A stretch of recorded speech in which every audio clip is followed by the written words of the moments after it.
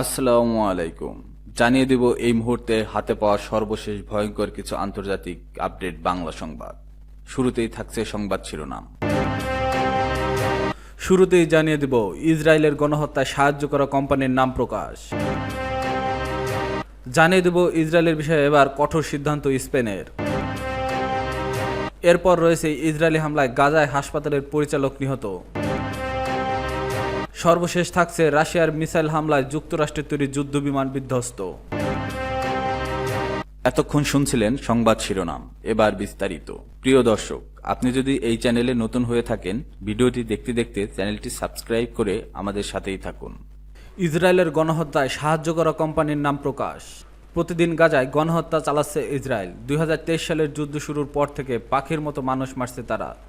সরকারি হিসেবে এখন পর্যন্ত ইসরায়েলি বাহিনী গাজায় প্রায় 60,000 মানুষকে হত্যা করেছে। তবে প্রকৃতপক্ষে এই সংখ্যা আরও বেশি। এবার ইসরায়েলের এই গণহত্যায় কারা সাহায্য করছে তা প্রকাশ করছে জাতিসংঘ। গাজায় গণহত্যা চালাতে কোন কোন কোম্পানি, আন্তর্জাতিক কোম্পানি ইসরায়েলিদের সহায়তা করছে সেগুলো তালিকা প্রকাশ করেছে জাতিসংঘের বিশেষজ্ঞ ফ্রান্সেসকা আলবানিজ। ফ্রান্সেসকা তার প্রতিবেদনে 48টি কর্পোরেট প্রতিষ্ঠানকে অভিযুক্ত করেছেন। কোম্পানিগুলো শুধু এখন আর ফিলিস্তিনি দখলদারিত্বে জড়িত না, এগুলো গাজার গণহত্যাতেও সহায়তা করছে বলে জানিয়েছে তিনি। ফ্রান্সিসকা বলেছে, এসব কোম্পানি সহযোগিতা করছে বলেই ইসরায়েল এখনও গণহত্যা চালিয়ে যেতে পারছে।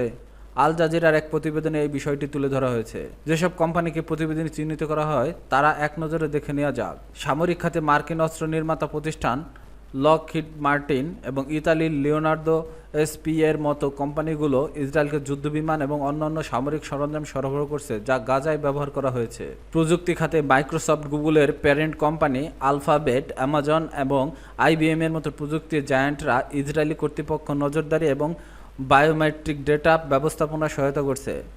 প্যালান্টির টেকনোলজিস ইসরায়েলি সেনাবাহিনীকে কৃত্রিম বুদ্ধিমত্তা এআই ভিত্তিক লক্ষ্যবস্তু নির্ধারণের প্রযুক্তি সরবরাহ করছে বলে অভিযোগ রয়েছে। প্রযুক্তি খাতে মাইক্রোসফট, গুগলের প্যারেন্ট কোম্পানি আলফাবেট, অ্যামাজন এবং আইবিএম এর মতো প্রযুক্তি জায়ান্টরাও ইসরায়েলি কর্তৃপক্ষের নজরদারি এবং বায়োমেট্রিক ডেটা ব্যবস্থাপনার সহায়তা করছে। প্যালান্টির টেকনোলজিস ইসরায়েলি সেনাবাহিনীকে কৃত্রিম বুদ্ধিমত্তা এআই ভিত্তিক লক্ষ্যবস্তু নির্ধারণের প্রযুক্তি সরবরাহ করছে বলে অভিযোগ রয়েছে। পর্যটন ও আবাসন খাতে বুকিং.কম এবং এয়ারবিএনবি এর মতো প্ল্যাটফর্মগুলো দখলকৃত পশ্চিম তীরে অবৈধ বসতিতে হোটেল এবং সম্পত্তি তালিকাভুক্ত করে লাভবান হচ্ছে। বিনিয়োগকারী প্রতিষ্ঠান খাতে বিশ্বের দুইটি বৃহত্তম অ্যাসেট ম্যানেজার ব্ল্যাকরক এবং ভ্যানগার্ড অভিযুক্ত অনেক কোম্পানির প্রধান বিনিয়োগকারী হিসেবে চিহ্নিত হয়েছে।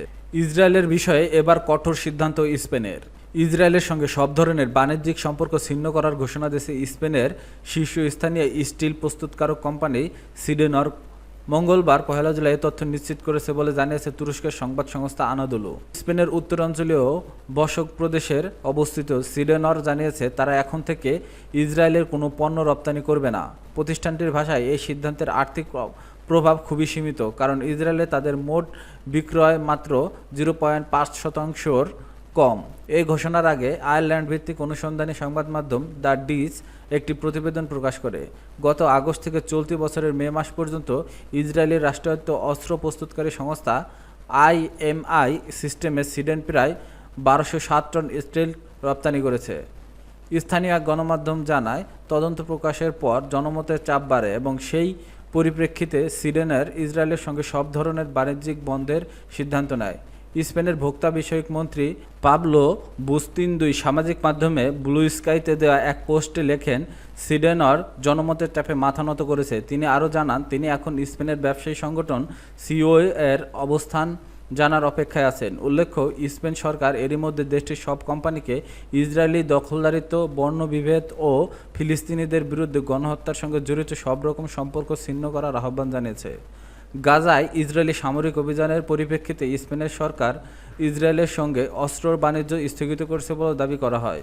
তবে কিছু সংবাদ মাধ্যম জানিয়েছে এখনও কিছু অস্ত্র চুক্তি কার্যকর রয়েছে। ইউরোপের দেশগুলোর মধ্যে ইসরায়েলের আগ্রাসনের সবচেয়ে সরব সমালোচক হিসেবে উঠে এসেছে স্পেন। গাজায় ইসরায়েলি হামলার এখন পর্যন্ত 56,600 বেশি মানুষ নিহত হয়েছে এবং লাখ লাখ মানুষ অনাহারের ঝুঁকিতে রয়েছে। গত বছর স্পেন সরকার ফিলিস্তিন রাষ্ট্র হিসেবে স্বীকৃতি দেওয়ার প্রক্রিয়া শুরু করে। এছাড়া সম্প্রতি স্পেনের প্রধানমন্ত্রী পেদ্রো সানচেজ ইউরোপীয় ইউনিয়নের কঠোর সমালোচনা করে বলেন, ইসরায়েলের মানবাধিকার লঙ্ঘনের বিষয়ে কার্যকর পদক্ষেপ নিতে ব্যর্থ হয়েছে ইউরোপ। তার মতে ইইউ ইসরায়েলের সঙ্গে বাণিজ্য চুক্তি বজায় রেখে দ্বৈত নীতি অনুসরণ করেছে। ইসরায়েলি হামলায় গাজায় হাসপাতালের পরিচালক নিহত। ইসরায়েলি বিমান হামলায় গাজার ইন্দোনেশীয় হাসপাতালের পরিচালক ডাক্তার মারওয়ান সুলতান নিহত হয়েছে। গাজার হামাস নিয়ন্ত্রিত স্বাস্থ্য মন্ত্রণালয় জানিয়েছে, গাজা সিটির নিজ বাড়িতে হামলায় তিনি আর তার পরিবার কয়েকজন সদস্য নিহত হন। মারওয়ান সুলতান দীর্ঘদিন ধরে মানবিকতা ও নিষ্ঠার সঙ্গে চিকিৎসা পেশায় যুক্ত ছিলেন। তার মৃত্যুতে গাজার স্বাস্থ্য মন্ত্রণালয় এই হামলার তীব্র নিন্দা জানিয়েছে এবং এটিকে ফিলিস্তিনি চিকিৎসা কর্মীদের বিরুদ্ধে একটি জঘন্য অপরাধ বলে উল্লেখ করেছে। ইসরায়েলি সেনাবাহিনী দাবি করেছে, তারা গাজা সিটিতে হামাসের একজন গুরুত্বপূর্ণ সদস্যকে লক্ষ্য করে হামলা চালিয়েছে। হামলায় বেসামরিক লোকজনের মৃত্যু হয়েছে কিনা তা খতিয়ে দেখা হচ্ছে বলে জানিয়েছে তারা। এদিকে গাজার খান ইউনুসের আল মাউসি নিরাপদ অঞ্চলে ইসরায়েলি হামলায় কমপক্ষে 5 জন নিহত এবং বেশ কয়েকজন আহত হয়েছেন। এর আগে ইন্দোনেশীয় হাসপাতালটি একাধিকবার ইসরায়েলি হামলার ক্ষতিগ্রস্ত হওয়া গাজার স্বাস্থ্য মন্ত্রণালয় এক পর্যায়ে সেটিকে পরিষেবা প্রদানের অনুপযুক্ত ঘোষণা করেছিল। জাতিসংঘ জানায়, উত্তর গাজা গভর্নরেট এখন কার্যকর কোনো হাসপাতাল অবশিষ্ট নেই।